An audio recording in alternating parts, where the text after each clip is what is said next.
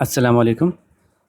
हमारी आज की इस वीडियो का मकसद पेरेंट्स को और टीचर्स को ये समझाना है कि बच्चों को जब इंट्रोडक्शन करवाया जाएगा एचसीएफ और एलसीएम का,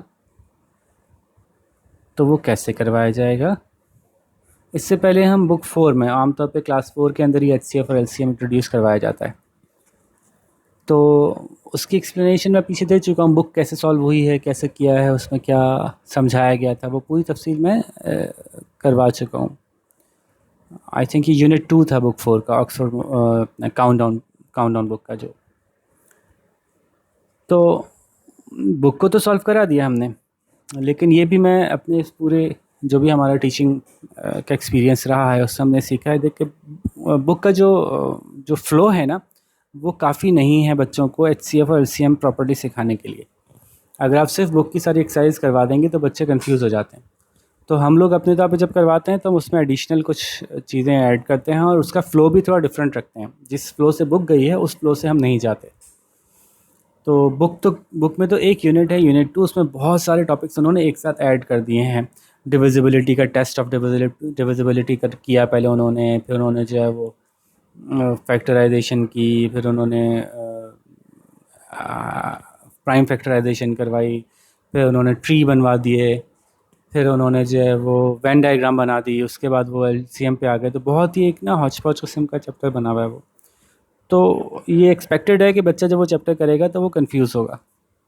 तो उसकी एक्सप्लेनेशन बनाने के बाद मैं चाहता हूँ कि मैं ये भी आपको समझा दूँ कि जब आप अपने बच्चों को ये करवा रहे होंगे टॉपिक्स, तो एक्सरसाइज कैसे करनी है वो तो आप वहाँ से देख लीजिएगा, लेकिन एक्चुअली वो टॉपिक कैरी कैसे करना है, पहले क्या बताना है, फिर क्या बताना है, फिर क्या बताना है, ये मैं आपको यहाँ समझाना चाह रहा था। ठीक है जी, तो शुरू करते हैं। सबसे पहले तो ये समझ लें कि बच्चे के टेबल्स अच्छे होने चाहिए। बहुत से बच्चों के टेबल्स अच्छे नहीं होते, तो आपसे दरख्वास्त ये है कि जिसके भी टेबल अच्छे ना हो उसमें टेंशन ना लें, परेशान ना हो, बल्कि बच्चों को प्रैक्टिस करवाएं। भाई चलो भाई हम मैथ्स का कुछ काम करने जा रहे हैं, शाबाश अपना टेबल चार्ट बना लो। अच्छा, हमने बहुत प्रैक्टिस किया है ऐसे बच्चों के साथ जिनको टेबल्स बिल्कुल भी अच्छे याद नहीं है, तो उनसे हम क्या करते हैं, चलो भाई टेबल चार्ट बनाओ। टेबल चार्ट वैसे बनाओ 1 से लेके 20 तक जो है वो नंबर्स लिखते हैं और फिर इसके टेबल्स उतार लेते हैं।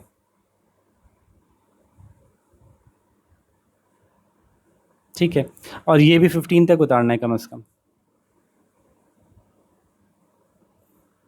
तो मैं सिर्फ ऐसे ही आपको हिंट के लिए बता रहा हूँ कि अच्छा, पहली दफ़ा जब ये बच्चे बनाते हैं तो उनको थोड़ी सी मुश्किल होती है, दूसरी दफ़ा बनाते हैं थोड़ी सी कम मुश्किल होती है।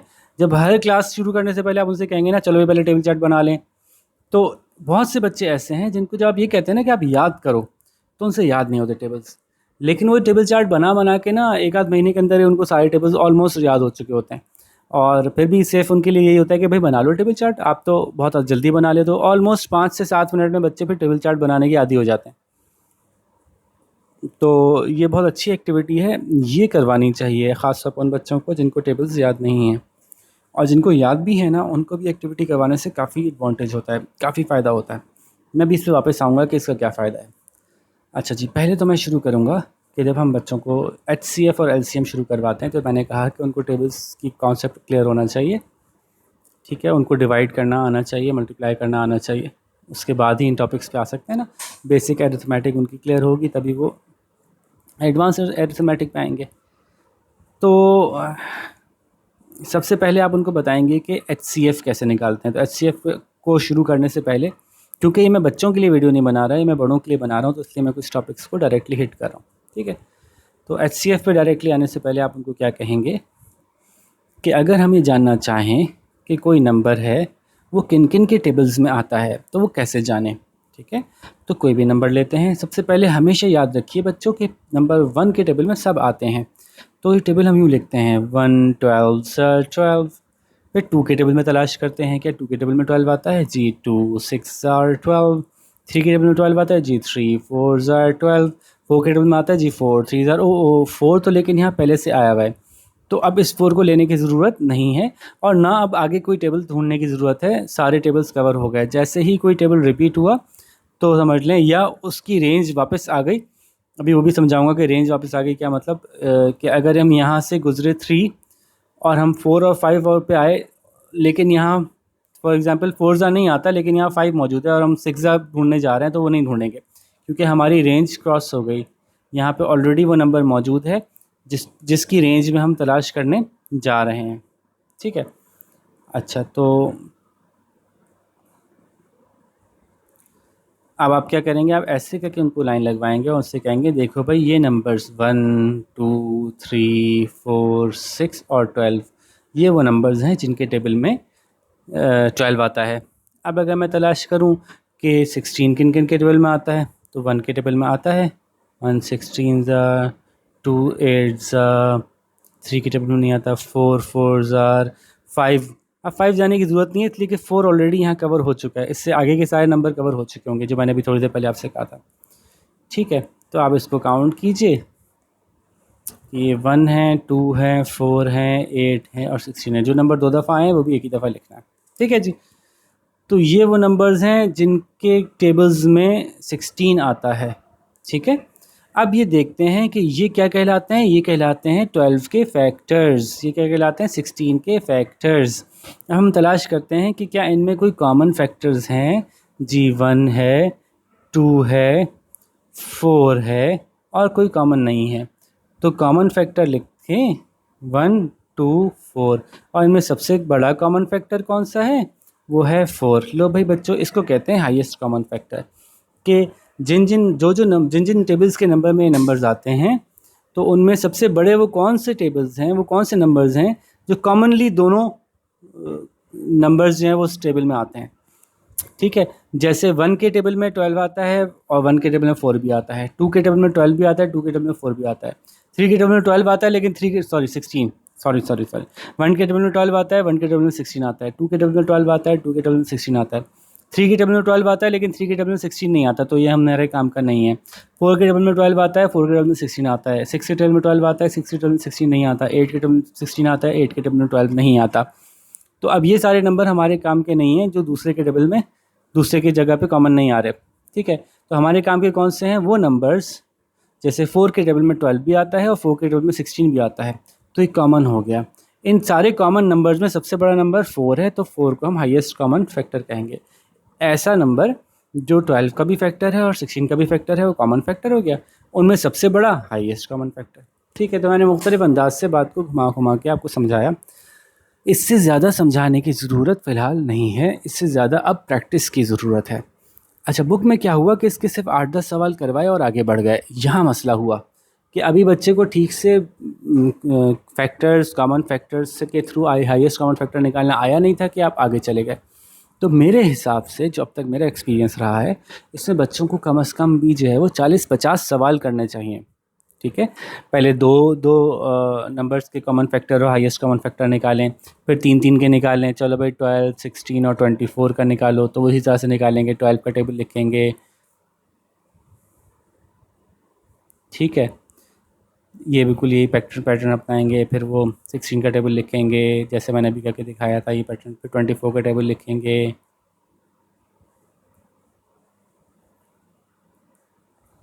ठीक है, जो भी ये बनेगा, और उसके बाद इनको यहाँ पे लिखेंगे 12 is equals to 16 is equals to 24 is equals to factors of, तो यहाँ लिखेंगे। फिर कॉमन फैक्टर नीचे उतारेंगे, फिर उसमें से हाईएस्ट कॉमन फैक्टर लिखेंगे। इस तरह के कोई 50 सवाल ये लोग करें पहले, जो बुक में दिए हुए नहीं हैं। तो आप अपनी तरफ से इनको कुछ सवाल एक्स्ट्रा देंगे ताकि वो उनकी प्रैक्टिस करके ये कॉन्सेप्ट उनका क्लियर हो जाए। जब उनको HCF का कॉन्सेप्ट क्लियर हो गया, अभी आप उनको बुक पे लेके ही नहीं जाएं, समझ लें वो बुक का चैप्टर खुला ही नहीं अभी तक, आप डायरेक्टली ये टॉपिक खुद करवाएं। ठीक है, जब हमारे बताए हुए सारे टॉपिक्स कवर हो जाएं, फिर आप उनसे कहें जब भाई अब बुक खोल के देख लो, जो भी समझ में आ रहा है तुम देख लो कि तुम्हें सारी चीज़ें आसानी से समझ में आ रही होंगी।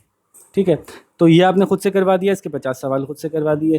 फिर आपने कहा अब हम आपको बताते हैं कि एक और चीज़ होती है, वो होते हैं मल्टीपल्स। मल्टीपल्स क्या होते हैं, मल्टीपल्स टेबल्स को कहते हैं। बस ये उनको अच्छी तरह से जहन नशीन करवाइए, क्योंकि जब कोई नया या बड़ा सा नाम आता है ना, तो उसके नाम की दहशत से ही बच्चा ये समझने लगता है कि मुझसे टॉपिक होगा ही नहीं। ठीक है, तो बच्चे के लिए टॉपिक की दहशत तो ख़त्म करें, उनसे कहें अरे ये तो कोई पुरानी चीज़ है, टेबल्स हैं बस खाली। ठीक है, तो ये भी एक साइकोलॉजिकल बैरियर बच्चे का तोड़ता है। तो जैसे मैंने कहा, आपने इनसे ये चार्ट बनवाना है। इस चार्ट को बनाने से क्या होगा, हम शुरू के कुछ बना के देखते हैं। जब ये चार्ट बना लेंगे, फॉर एग्ज़ाम्पल 1 का, 2 का, 3 का, 4 का, 5 का, 6 का, ये 6 बना लेते हैं जल्दी जल्दी से फटाफट। 1 2 3 4 5 6 9 10 11 12 तक ही बना लें चले। वैसे बच्चों को कम से कम 15 तक बनवाता हूँ मैं। तो 1 2 3 4 5 6 7 ऐसे करवा लें, आप डायरेक्ट 1 ऊपर तो लिखा हुआ ही है, तो 2 से शुरू करा लेते हैं। 2 3 4 5 6 7 8 9 10 11 12 13 14 तक आ गया, चलो गुड है। सॉरी 4 6 8 10 12 14 16 18 20 22 24 26 28 6 9 12 15 18 21 24 27 30 33 36 39 42 8 12 16 20 24 28 32 36 40 44 48 52 56। भाई थोड़ा जल्दी जल्दी लिख रहा हूँ तो राइटिंग जैसे भी है चलेगी, है ना। 10 15 20 25 30 35 40 45 50 55 60 65 70 12 18 24 30 36 42 48 54 60 66 72 78 84। ठीक है। अच्छा इस तरह से आपने 20 तक करवा दिया इनको। अच्छा जी अब आगे चलें। अब आपने फॉर एग्ज़ाम्पल जब आपने कहा देखो बेटा ये इनके मल्टीपल्स होते हैं, इन टेबल्स को मल्टीपल्स कहते हैं, ठीक है। तो आप देखो कि कहाँ कहाँ तक ये टेबल जा सकता है। तो एक तो इनको ये कॉन्सेप्ट देना है कि ये इनफाइनाइट तक जाएगा, यानी अनलिमिटेड नंबर ऑफ़ एंट्रीज़ आएंगी इसमें, ये ख़त्म ना होने वाला सिलसिला है। तो इसलिए हम इसके अंदर सबसे बड़े से बड़ा ढूंढ ही नहीं सकेंगे, बड़े से बड़ा मल्टीपल कॉमन मल्टीपल कौन सा है हम नहीं ढूंढ सकेंगे, इसलिए मल्टीपल का कॉन्सेप्ट है ही लोएस्ट का। तो एक एंगल ये भी है समझाने का, ठीक है। अच्छा अब क्या करते हैं, हमने देखा कि कॉमन मल्टीपल अगर आपने कहा कि जी निकालो जी 6 और 4 के, तो आपने निकाला टिंग टिंग टिंग टिंग टिंग टिंग टिंग, ये निकला जी 12। टिंग टिंग टिंग टिंग टिंग टिंग, ये निकला जी 24। फिर आपने देखा ये निकला 36। फिर आपने देखा ये निकला जी 48। आप देखेंगे देखो बच्चों एक पैटर्न है, एक पैटर्न है। जब भी आप मल्टीपल्स निकालते हैं तो एक पैटर्न बनता है मल्टीपल निकलने का, एक कॉमन मल्टीपल है, दोनों में शामिल है। 4 के टेबल में भी आता है, 6 के टेबल में भी आता है। तो इन सारे मल्टीपल्स को अगर आप लिखें तो आप यूँ लिखेंगे कॉमन मल्टीपल ऑफ 6 एंड 4 कौन कौन से हैं। तो आपने कहा जहाँ तक भी मैंने कहा कहाँ तक देखना है, जैसे मैंने आपको बताया कि आपने बच्चों को प्रैक्टिस करानी है कम से कम 15 तक टेबल्स याद कर लें। तो फर्स्ट 15 नंबर्स में ढूंढने के बाद हमने निकाला कि कॉमन मल्टीपल क्या निकलेंगे। हमने देखा 12 है, 24 है, 36 है, 48 है एंड सो ऑन, सो जो भी निकलें। फिर आपने उनको बताया कि इनमें सबसे छोटा वाला जो है वो कहलाएगा लोएस्ट कॉमन मल्टीपल, LCM। अब इस सवाल की भी कम से कम 50 दफ़ा प्रैक्टिस होनी चाहिए है। अगेन इसकी प्रैक्टिस नहीं हुई ज़्यादा बुक में, बहुत थोड़ी सी प्रैक्टिस है। ये कॉन्सेप्ट क्लियर करने के लिए बच्चों को बहुत ज़्यादा समझाना नहीं होता, बल्कि बच्चों को इस बात का मौका देना होता है कि बहुत सारी प्रैक्टिस करें। जब प्रैक्टिस करता है ना इंसान की चीज़ की जिसकी थोड़ी बहुत उसको समझ में आई हो, और फिर आहिस्ता आहिस्ता प्रैक्टिस करता जाता है तो उसके खुद ही अंडरस्टैंडिंग बनती जाती है कि अच्छा अच्छा ये हो रहा है, अच्छा अच्छा ये चल रहा है।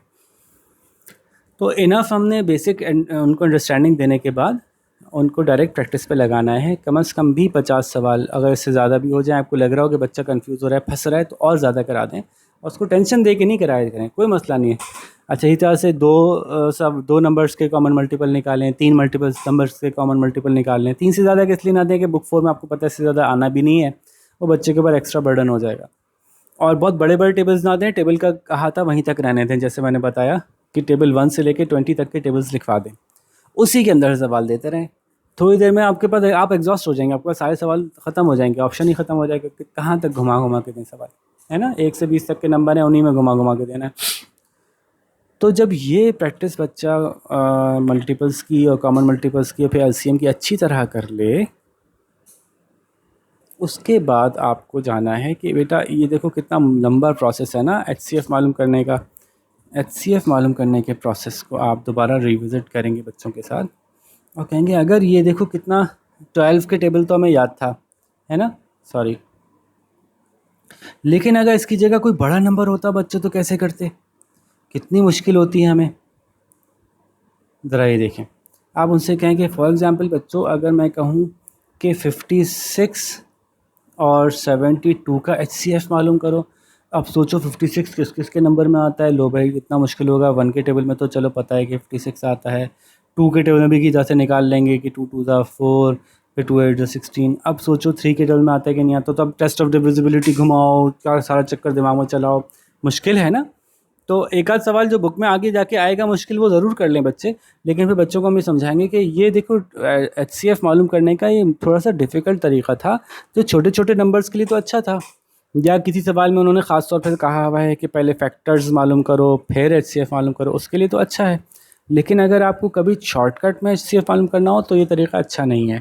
इसी तरह से शॉर्टकट में एलसीएम मालूम करना हो तो एलसीएम का भी वो तरीका इतना अच्छा नहीं था, क्योंकि आप कितना लंबा लंबा बनाओगे, ख़ासतौर पर 20 से ऊपर अगर नंबर आ गए फिर क्या करोगे, है ना। जैसे कि एचसीएफ के साथ मामला हुआ, तो एलसीएम में भी अगर आपसे पूछा जाए कि 56 और 72 का एलसीएम निकालो, तो 56 का टेबल तो नहीं आता आपको, 72 का टेबल तो नहीं आता, फिर आप ऐड कर करके कैसे लिखोगे, कहाँ तक लिखोगे, कहाँ जाके कॉमन आएगा, तो ये एक मुश्किल बात है।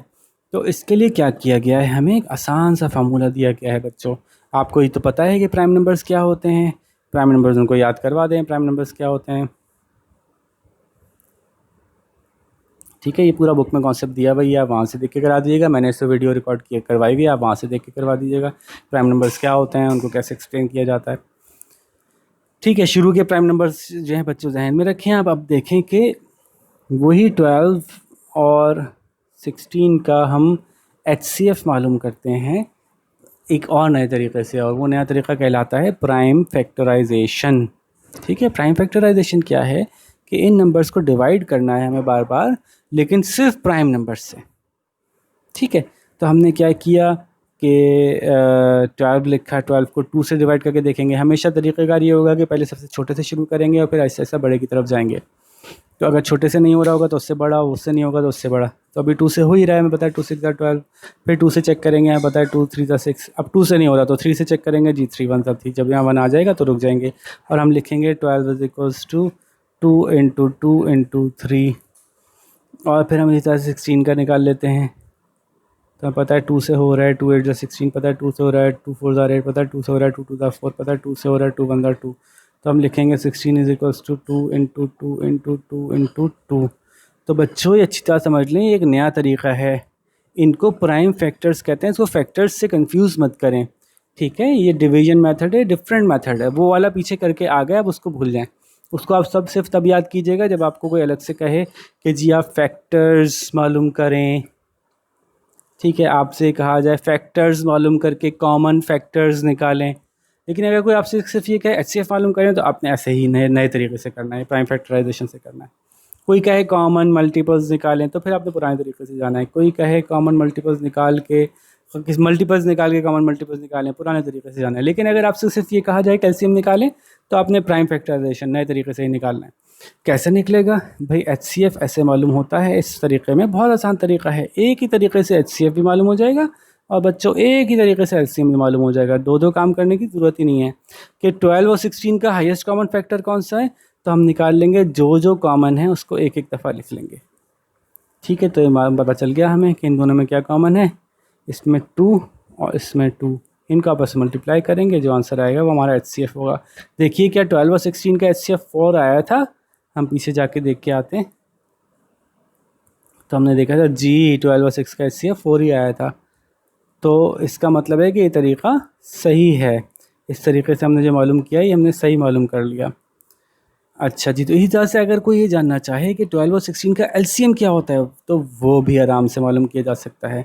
वो कैसे? जो कॉमन आए उसको एक दफ़ा लिखें, जो कॉमन आए उसको एक दफ़ा लिखें, और जो कॉमन नहीं आए उसको भी एक दफ़ा लिखें, और जो कॉमन नहीं आए उसको भी एक दफ़ा लिखें, और जो कॉमन नहीं आए उसको भी एक दफ़ा लिखें। तो यूँ करेंगे तो इन सब का आपस में मल्टीप्लाई कर लें और आपको आंसर पता चल जाएगा। 2 to the 4, 4 3 12, 12 to the 24, 24 to the 48। इनका एलसीएम जो है वो 48 आएगा। ठीक है, और चाहें तो आप इनको करवा दें 12 और 16 को टेबल के थ्रू करवा के एक्सप्लेन भी कर दें। देखो हमने पीछे से कॉमन मल्टीपल के मेथड से करके देखा, तभी ये आ रहा था, लेकिन ये शॉर्ट मेथड है, एक ही काम किया उसमें दोनों ने कराया, एचसीएफ भी और एलसीएम भी। तो इस तरह से इसको अप्रोच करना बेहतर है। अभी इनको स्किप करवाएं ट्री मेथड, अभी इनको स्किप करवाएं वेन डायग्राम। मेरा ज़ाती आपको मशवरा ये है कि हालांकि बुक में दिया हुआ है, लेकिन चूंकि एचसीएफ और एलसीएम अब आगे कॉम्प्लिकेट होता चला जाएगा, बुक 5 में उससे कॉम्प्लिकेटेड आएगा, बुक 6 में तो अच्छे खासे कॉम्प्लिकेटेड वर्ड प्रॉब्लम आ रहे हैं, उसमें बच्चे को बहुत अच्छा क्लियर होना चाहिए इसका माइंड एचसीएफ और एलसीएम में। तो अभी पहले जब तक ये मसले क्लियर ना हो जाए ना अच्छी तरह से, तो पिक एंड चूज़ करें इन सवालों की। जो आपने पीछे 50-50 सवाल करवाए थे ना, इनको कॉमन फैक्टर्स और इस वाले मेथड्स के थ्रू, जो कॉमन मल्टीपल्स और कॉमन फैक्टर्स के थ्रू, उन्हीं सवालों को दोबारा करवा लें। अब आप प्राइम फैक्टराइजेशन के जरिए करके दिखाओ सवाल। उसके अलावा थोड़े बड़े सवाल भी थे, जैसे मैंने कहा ना कि भाई अब बड़े सवाल होंगे तो उसके लिए ये मेथड आसान है, तो बच्चा उससे भी गुजरे। तो अब मैं बता रहा हूँ आपको कि ये बच्चे ने कोई दोनों मेथड्स को मिला के कोई 70 सवाल दोनों मेथड से कर चुका है, या समझ लेंगे कोई 150 सवाल कर चुका है बच्चा के टोटल इस एचसीएफ एलसीएम मेथड के। अब जाके आप उसको बुक पे आने दें, और जब ये बुक के सवाल कर ले तो बुक में भी पिक एंड चूज़ करें। यानी पहले उसको वो एक्सरसाइज करवाएं जो अब तक हमने सिखाया है उससे कवर होती हैं, उसके बाद आप उसको वेन डायग्राम इंट्रोड्यूस करवाएं, उसके बाद आप उसको ट्री मेथड इंट्रोड्यूस करवाएं और कहें देखो ये वही तो है जो हमने किया था। तो ये सिर्फ आपको विजुअली एक्सप्लेन करने के लिए कर रहे हैं, वरना उसकी फ़िलहाल और कोई ज़रूरत नहीं है। ठीक है, तो ये इन्होंने एक बड़ी ज़्यादती की है बच्चों के साथ कि एक ही यूनिट के अंदर इतने डिफरेंट कॉन्सेप्ट्स को इंट्रोड्यूस करवा दिए कि बच्चा कन्फ्यूज़ हो जाता है। तो ये मेरा मशवरा है आप लोगों को कि अगर आप बच्चे को एचसीएफ एलसीएम करवा रहे हैं तो पहले इस तरह से शुरू करवाइएगा। उसके बाद हमारी चैप्टर की एक्सप्लेनेशन की वीडियोस मौजूद हैं, आप वहाँ से देख के बच्चों को समझा सकते हैं। लेकिन अगर डायरेक्ट चैप्टर पे चढ़ा दिया आपने तो बच्चा कंफ्यूज लाजमी होने का बहुत ज़्यादा चांस है कि बच्चा कंफ्यूज हो जाए। तो होपफुली आप लोग चैप्टर पढ़ाने से पहले वीडियोज़ देख लेंगे। टीचर्स से भी मेरी दरख्वास्त है कि वो ज़रा इसको देखते रहें। मेरी तरफ से एक मशवरा है। एज़ यू ऑल नो कि मैं बच्चों के एजुकेशन के ऊपर रिसर्च कर रहा हूँ पिछले कई सालों से, मोर देन 10 ईयर्स अब हो चुके हैं, और हम बहुत से ऐसे तरीक़े सामने ला रहे हैं कि जिससे हम ये समझते हैं कि बच्चा ऐसे ज़्यादा ये चीज़ें सीख सकता है। तो इसलिए मेरी एक गुजारिश है, बाकी तो आप लोग भी माशाल्लाह बड़े एक्सपीरियंस टीचर्स हैं, तो हर एक के पास यकीनन अपनी अच्छी मेथडोलॉजी होगी ही। तो ये बात हो रही है काउंटडाउन बुक 4 की, कि उसमें जिस तरह से लेके गए हैं वो प्रोसेस थोड़ा सा बच्चे के लिए कॉम्प्लिकेटेड है, उसको थोड़ा कंफ्यूज करने वाला है। इनफ क्वेश्चंस नहीं दिए हैं कि एक टॉपिक अच्छी तरह से समझ में आ चुका हो तो वो आगे बढ़े। ठीक है जी, तो होपफुली पेरेंट्स और टीचर्स के बात समझ में आ गई होगी। इंशाल्लाह हम मिलते हैं अब अपनी नेक्स्ट किसी एक्सप्लेनेटरी वीडियोस की तरफ। अगर आपको कुछ सवाल हो, कुछ पूछना हो तो आप ज़रूर पूछ सकते हैं, मैं आपके जवाब देने के लिए तैयार हूँ। और डायरेक्टली पूछा जा सकता है, कमेंट्स में आके भी आप पूछना चाहें तो आप पूछ सकते हैं। ठीक है जी, ओके, अस्सलाम वालेकुम।